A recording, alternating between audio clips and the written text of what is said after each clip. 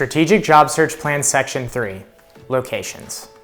The third section of the strategic plan focuses on where you want to work. Here are the learning outcomes for this video. By the end of the video, you should 1. Understand the factors that influence where you want to work. 2. Understand the importance of ranking your preferred locations. And 3. Realize that picking locations shouldn't be too scary. Let's get started. Picking a geographic location might seem like it's narrowing your opportunities, which goes against my advice to cast a wide net in your job search. A couple of points here. First, I encourage you to list multiple geographic areas where you would work so that your search isn't too narrow right off the bat. Second, sub-narrowing criteria is actually helpful for the job search because if you were truly open to working anywhere, then you could be overwhelmed with options. There are several factors you might want to consider as you think about where you want to work. These include metro area, population of the metro, growth trajectory of the metro, industry hubs, your professional network, and your personal network. Let's talk more about each one. First, I encourage you to target entire metro areas for jobs as opposed to focusing on individual cities. The logic behind this is simple. If there are specific cities you're interested in, then you might be able to live somewhere else in the metro area, but commute to the city.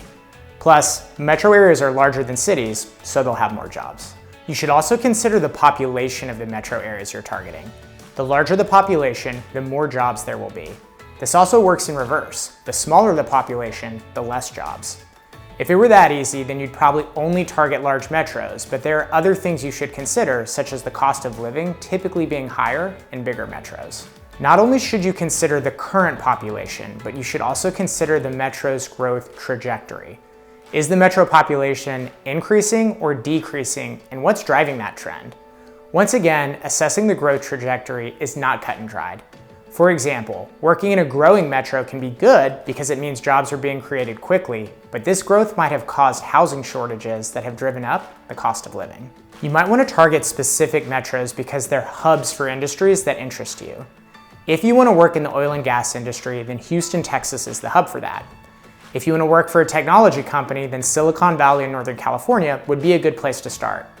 And while you're researching companies, you'll discover that certain industries have multiple hubs. For example, many people associate the banking industry with New York City, but Charlotte, North Carolina might have as many banking jobs as Manhattan. Living in an industry hub can accelerate your career. Another factor to consider is the location of your professional network. For most of us, this network includes a few different groups. First, it includes alumni of schools you've attended. Second, it includes people you've worked for and people you've worked with. Finally, it includes expanded business contacts, such as suppliers, vendors, bankers, consultants, and anyone else you have a professional relationship with. The location of this network matters because the farther these people are from where you want to work, the less help they can provide during your job search. You should also take time to consider your personal network. Your personal network is comprised of your family and friends. These people can help you in the job search because they have a vested interest in your well-being. So the same reasoning applies. The farther away from these people you are, the less they'll be able to help you. There might also be other family circumstances you have to consider when targeting where to work. For example, if you have elderly parents, then you might need to work within a certain proximity of them for caregiving. After you've considered these factors, create a list of where you want to work. Write that list down in your strategic plan and then rank the metro areas from most preferred to least preferred.